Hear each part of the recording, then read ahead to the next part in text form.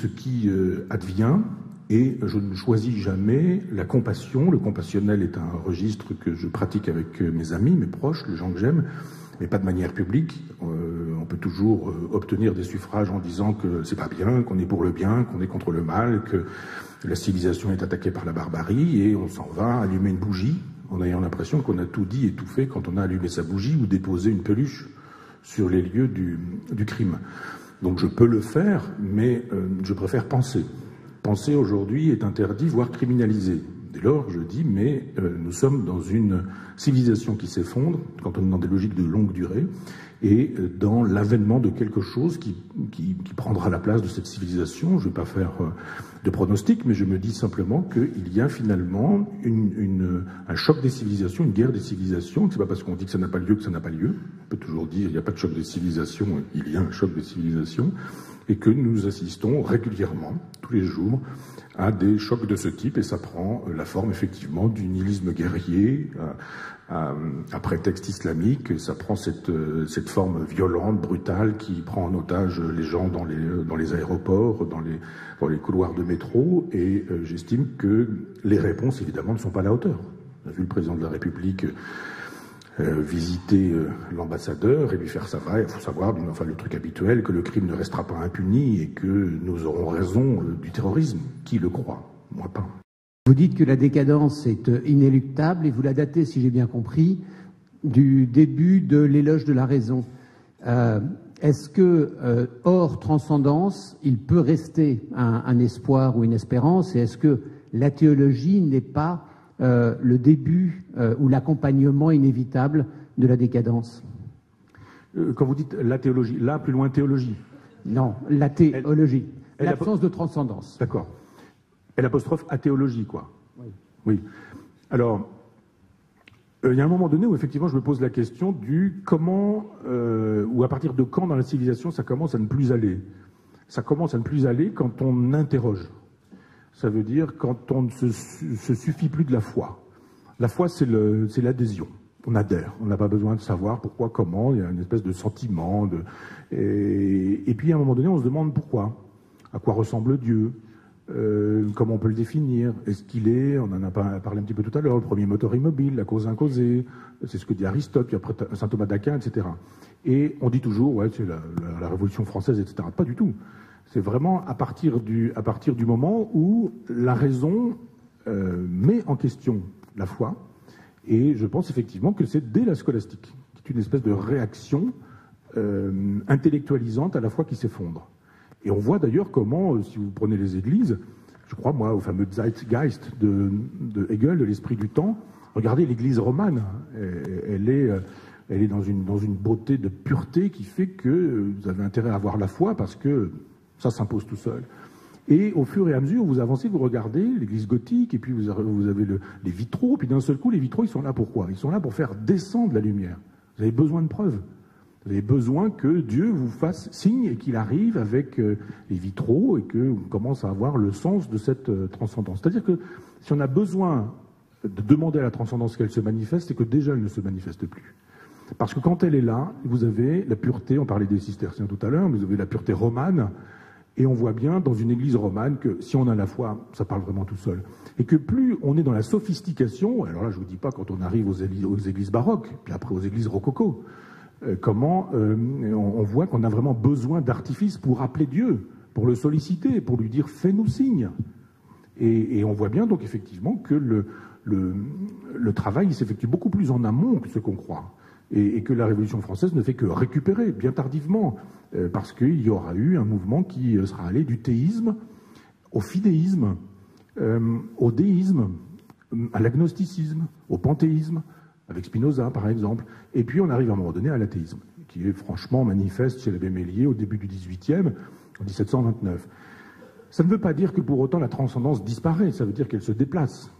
Moi j'ai le sens de la transcendance, mais je crois qu'elle est dans l'immanence. C'est pas seulement une figure de style, une figure de rhétorique, mais si on a l'impression qu'il y a une transcendance et qu'elle nous conduit au-delà d'eux, c'est-à-dire vers ce que Nietzsche appellerait un arrière-monde, alors je ne crois pas à cette transcendance-là. Je crois que la transcendance, c'est ce qui nous pousse dans l'intimité de ce qui est. Donc il y a de la transcendance dans la construction d'une mouche, dans la construction d'une fleur, d'un brin d'herbe, parce qu'il y a une espèce de mécanisme d'agencement cosmique qui est partout présent et qui effectivement peut susciter une spiritualité. Donc je pense que les religions rendent possible les civilisations. C'est une bêtise de dire que notre civilisation n'est pas judéo-chrétienne. Évidemment, elle l'est, y compris quand elle cesse de l'être judéo-chrétienne, elle l'est à partir du judéo-christianisme. Et elle se constitue contre. Se constituer contre, c'est faire avec, c'est composer.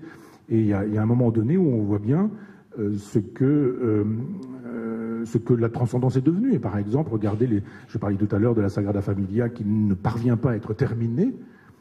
C'est pas étonnant quand on lit, j'ai lu les actes du Concile de Vatican II, et effectivement, il n'y a plus de place pour la transcendance. C'est purement formel, mais on enlève toute la transcendance.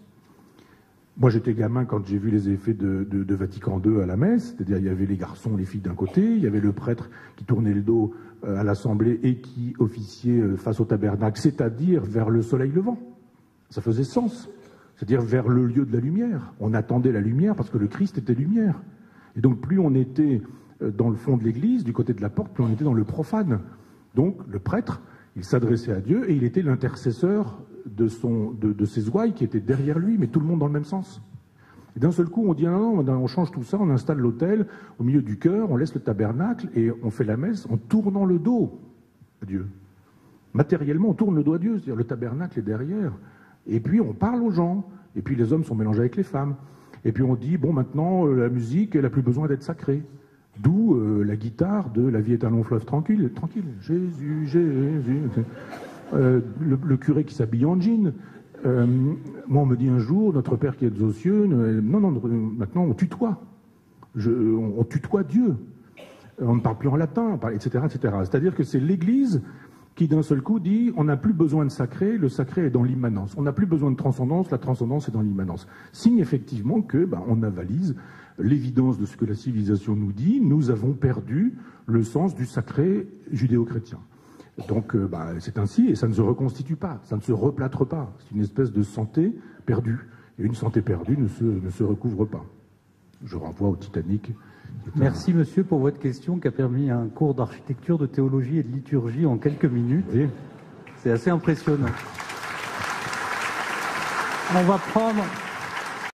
culturel et considérer que la librairie n'est pas qu'un lieu où on vend des livres, mais que c'est aussi un lieu où des gens se rencontrent. Denis dit que c'est aussi un lieu de drague, que les gens viennent, circulent, c'est un lieu de vie où les gens viennent aussi écouter des auteurs, des romanciers, des essayistes, des philosophes, des sociologues, des gens qui croient en Dieu, des gens qui n'y croient pas, etc. Donc c'est une façon de dire aussi c'est un lieu culturel organisé autour du livre. Et ça c'est une manière magnifique de faire de la résistance dans un temps où effectivement le livre est maltraité. Tout ouvrage correspond à un style.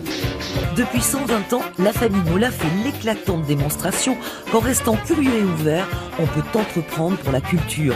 France 3 Aquitaine, à l'occasion de cet anniversaire, retrace l'histoire de cette librairie bordelaise avec Denis Mola, ambassadeur des mots qui donne à lire, à écrire et sans cesse à créer. Mais quel est donc son secret ? Une chose qui est très importante, à chaque génération, on fait la révolution. C'est le seul moyen d'avancer. 120 ans d'histoire. Bonjour Guillaume. Vous voulez revenir sur l'épisode du Brexit ?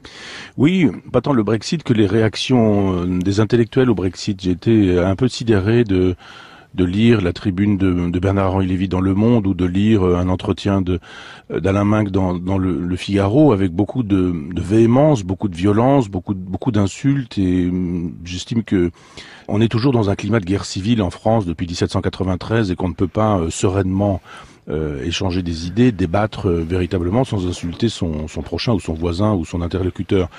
On peut être déçu parce qu'on croit à la formule libérale de l'Europe et estimer qu'effectivement il aurait mieux valu que l'Angleterre reste en Europe, du moins dans les modalités qui étaient les siennes et qui étaient déjà des modalités spécifiques, sans pour autant traiter les gens qui ont voté pour le départ d'abrutis, d'incultes, d'alcooliques, de vieux, enfin de toutes choses assez terribles qui font qu'on discrédite l'opinion qui n'est pas la sienne et on montre en même temps qu'on n'a pas d'arguments.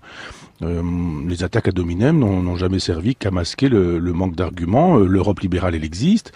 Ça fait un quart de siècle que cette Europe libérale, elle existe avec les pleins pouvoirs. Elle a donc produit un certain nombre d'effets. On peut juger ces effets. On n'a pas besoin d'être agrégé de sciences économiques et puis avoir 20 ans pour pouvoir juger de cette Europe qu'on a pu vivre. Et quand on dit de certains que finalement ils ont voté contre l'Europe, d'abord c'est pas contre l'Europe, c'est contre sa formule libérale, et ensuite que c'était les vieux qui ont plutôt voté contre.